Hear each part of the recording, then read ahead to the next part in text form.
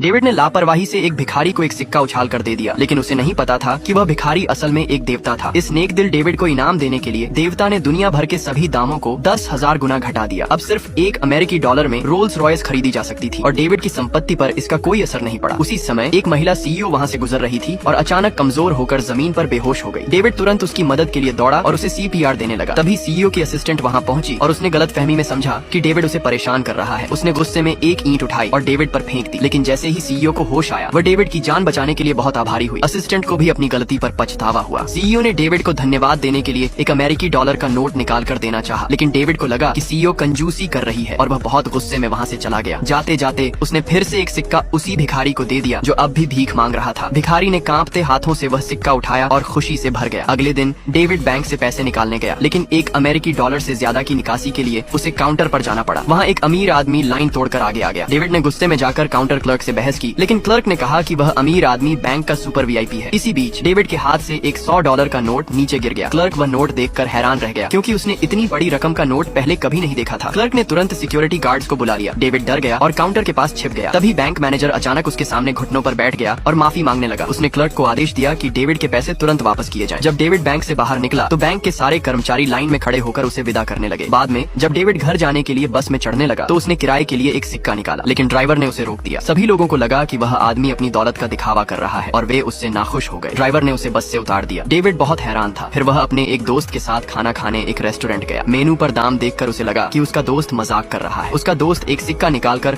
बार बार दिखाने लगा और घमंड से पेश आया। डेविड को लगा कि उसका दोस्त पागल जैसा बर्ताव कर रहा है। खाना खाने के बाद जब बिल चुकाने का समय आया तो डेविड ने अपनी जेब से $100 का नोट निकाला। सभी लोग दंग रह गए। स्टाफ ने तुरंत सिक्योरिटी को बुलाया और डेविड को रेस्टोरेंट के मालिक के पास ले गए। मालिक को लगा कि वह आदमी पूरा रेस्टोरेंट खरीदना चाहता है, इसलिए उसने तुरंत एक कॉन्ट्रैक्ट निकाल दिया। इससे पहले कि डेविड कुछ समझ पाता, वह $100 में रेस्टोरेंट का मालिक बन गया।